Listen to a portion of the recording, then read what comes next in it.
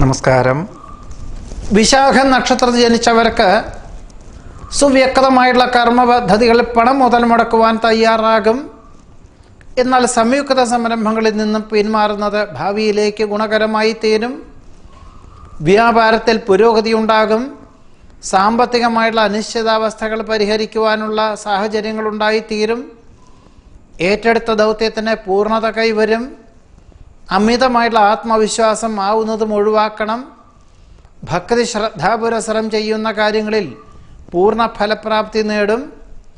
തൊഴിൽ മേഖലകളിൽ പുതിയ ഭരണ സംവിധാനം അവലംബിക്കുവാൻ അനുഭവജ്ഞാനമുള്ളവരുടെ നിർദ്ദേശം സ്വീകരിക്കുന്നത് ഗുണകരമായി തീരും. സഹജമായിട്ടുള്ള കഴിവുകൾക്ക് അംഗീകാരം ലഭിക്കും. സന്ധി സംഭാഷണത്തിൽ വിജയം കൈവരിക്കും. ഗഹനമായ വിഷയങ്ങൾ ലളിതമായി അവതരിപ്പിക്കുവാൻ സാധിക്കും. സന്ധി സംഭാഷണത്തിൽ വിജയം കൈവരിക്കും. വിദ്യാർത്ഥികൾക്കും ഗവേഷകർക്കും ശാസ്ത്രജ്ഞർക്കും അനുകൂലമായ സാഹചര്യങ്ങൾ ഉണ്ടായിത്തീരും.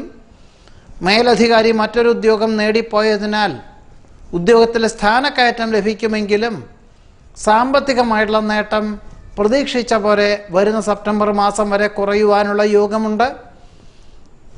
ഒരു പക്ഷേ വിവിധങ്ങളായിട്ടുള്ള മേഖലകളുടെ അധികാരസ്ഥാനം വഹിക്കേണ്ടതായ സാഹചര്യങ്ങൾ ഉണ്ടായിത്തീരുവാനും യോഗം കാണുന്നുണ്ട്.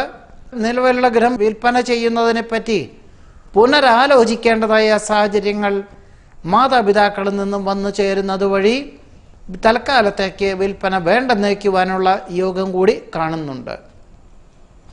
അർഹമായിട്ടുള്ള പൂർവിക സ്വത്ത് രേഖാപരമായി ലഭിക്കുവാനായിട്ട് നിയമസഹായം തേടുവേണ്ടതായ സാഹചര്യങ്ങൾ ഉണ്ടായിത്തീരും.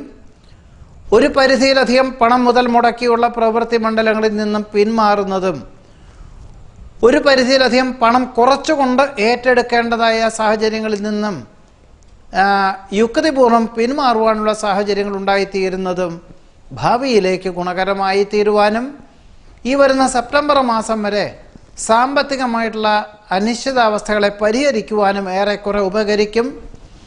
പൊതുവെ കുടുംബത്തിൽ സമാധാനം, സ്വസ്ഥത, ദാമ്പത്യ സൗഖ്യം എന്നിവയ്ക്ക് യോഗം കാണുന്നുണ്ട്.